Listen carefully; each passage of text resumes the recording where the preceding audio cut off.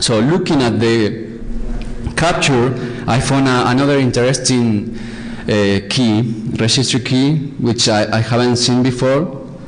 So it got my attention. It's on H key, local machine, software, Microsoft, Windows, current version, telephony. So I went to this to see what was this registry about with registry editor, and again, the first thing I did was checking the permissions, and I found another issue there when checking the permissions.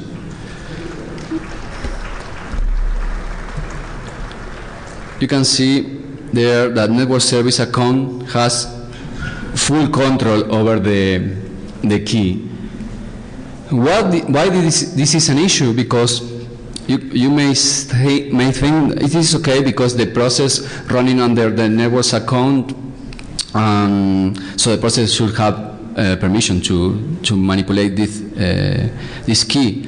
But the issue is that this breaks the per server, per SID protection, because any other service or process running under this account will be able to manipulate this registry key, which then will be read by the telephony service, which is a different service. So we are, by this permission issue, we are breaking the per service SID protection.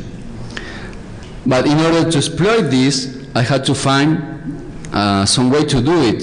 So I started to look at the different subkeys, and there were a lot of subkeys, until I found an interesting subkey with some interesting values. You can see there, provided file name 0, provided file name 1, provide many string values there that has a data value, what it seems to be a file name with extension TSP.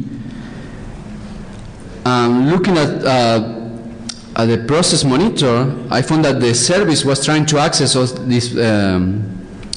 these files. And to my surprise, these files were loaded as a DLL. You can see there that these files are loaded as DLL, load image operation. So the issue started to become very easy to exploit. So any service could change this registry value. Any process running under the network's account could change this value and get a DLL loaded inside the telephony service. So I had to check if it was really a DLL. So what I did was open it with Notepad and check for the headers. You can see MF at the beginning, and this program cannot run in those modes, so it's actually a real DLL. So it was easy to exploit. I mean, just changing a registry value, but I had to find out how to interact with telephony service so it will load my DLL, because I could change the registry value, but that doesn't mean that the service will load it, because in this case, these files were loaded as DLL because the dialer application was interacting with the service, You can see there also the other file names are also loaded as DLLs. So what I did was going to MSDN, looking for information about the telephony service, to find out how I could, from my exploit, I could interact with the service to get the DLL loaded. So I started to look around the documentation until I found a really interesting API that was almost self-describing. The API is named Line Add Provider. And you can see in the description, this function install a new telephony service provider into the telephony system. And it has the first argument name is LPSF provider file name. So that got my attention because this argument name is almost similar as the registry value name. And you can see the description is pointer to a non-terminated string containing the path of the service provider to be added. So I thought I had to try this API to see what happens. So I built a very simple application.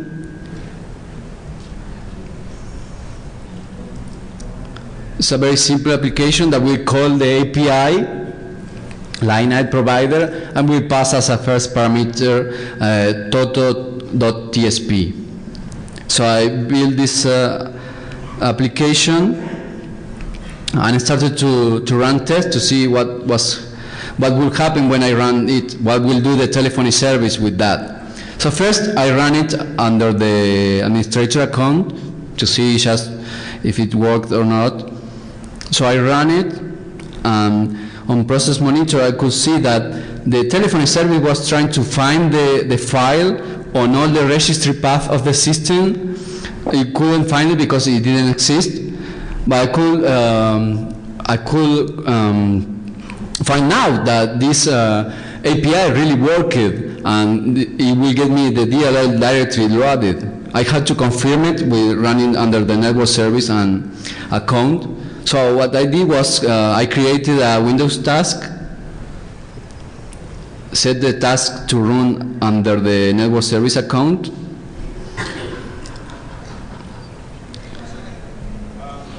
So I ran the task while monitoring with process monitor, and after running it I could see the capture, and again the telephony service was trying to load the file. You can see here again it tried to find the file on all the registered system path. So I could find out finally that it was an issue and was very easy to exploit. Just call the API, pass a DLL, and you get it loaded inside the telephony service. And from there, the DLL code can manipulate the handler of the process running under system account and elevate to system. So one last try I have to do was try to run the program as a local service account, because it was clearly that network service account will work because the registry permission was full control for network service account, but I had to try with local service account just in case. So I tried with the local service account, and I found out that also the telephony service tried to load the DLL. So the exploit, the risk was wider because in this case any user running under the network service or any process running under network service or local service account could get a DLL loaded inside the TAPI service and elevate privileges.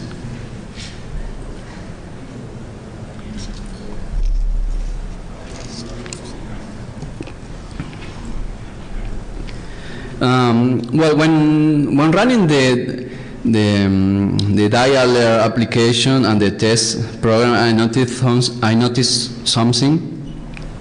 If you remember, in order to elevate privileges from the telephony service to local system account, we need to have the process handled with duplicate privileges inside the TAPI service.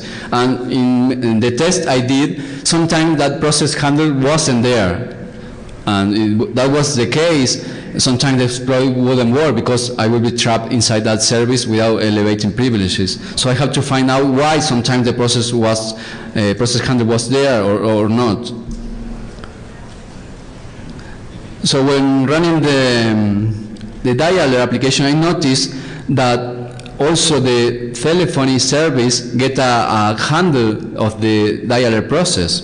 So I looked again with the Windows debugger, and I could find out that the dialer process handler has duplicate handle too. So I realized that any process that uses telephony service functionality will get a process handle with duplicate handle access inside the telephony service. So what I have to do now is to find out what was the service that was running under the system account and accessing the functionality of the telephony service. So I get the PID of the process and I started to look. It was a SBC. You can see here. It was a SBC host process hosting a lot of services. So the option will be stop and start the service to see when the handle appears and disappears, and identify the service. By looking around at the different services, I found one that was really suspicious to be the guilty, because the name was Remote Access Connection Manager. So I said, okay, access, remote connection, it should use maybe telephony service functionality. So I stopped the service, and I went to look to the telephony service to see if the process handle was still there, and the process handle wasn't there. You can see there is only the process handle from the same process, not from the process running under the system account. So I found out what was the service that was running under the system account that was interacting with the telephony service. The next step was to check if any user could run this service, because if the service wasn't running, if I want to exploit the telephony service, I won't be able to get this process handle duplicated. So what I did was checking the permissions on the service, on the Rasman service, and I found out that any user can run the Rasman service. So if the service is not running, then you can run it and then exploit and elevate privileges. You will always have the handle inside the telephony service.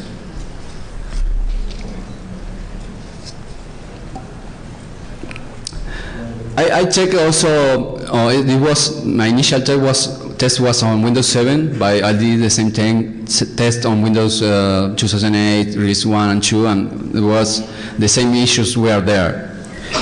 I had to check also on Windows XP and 2003.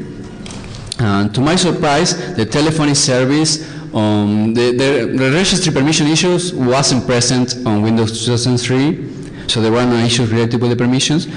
But the surprise was that the telephony service on Windows 2003 and Windows XP runs under the system account. So if I'm local system account or network service account, I just call the API and get the DLL running under the system account. It's more easy to exploit on Windows 2003 and XP. You can see here the telephony service running under the system account on Windows 2003.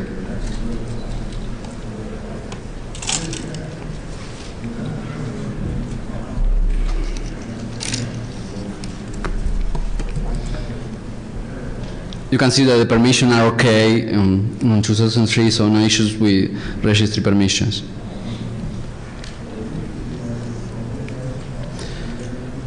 So while I was researching the issues, I noticed something strange on registry access. Some processes trying to access some different subkeys with similar name under different keys also. So I started to look around. I have few time. I started to test again the fix for Windows management instrumentation process on Windows 2003, because what Microsoft did was protecting with a proper ACL these processes, because they impersonate the system account. You can see here and the process in charge of running this Windows management instrumentation process is the DEFCON launch process. So I started to monitor this process, the DEFCON launch process, and launched the Windows management instrumentation process with a test script. And you can see here that the Windows management instrumentation is running under the network service account, but if you look at the ACL of the process, the network service account isn't there. So this is the protection that was added by Microsoft. So I cannot access this process from another process running under the network service account. So I tried to find a way to modify this ACL to be able to exploit it. So I continue researching this by looking at the process. In this case, is this SBC host process, which is the DEFCON launcher process, is in charge of launching the Windows management instrumentation process, which are these. So I was monitoring the activity related with DEFCON launch, and I found it accesses a lot of registry key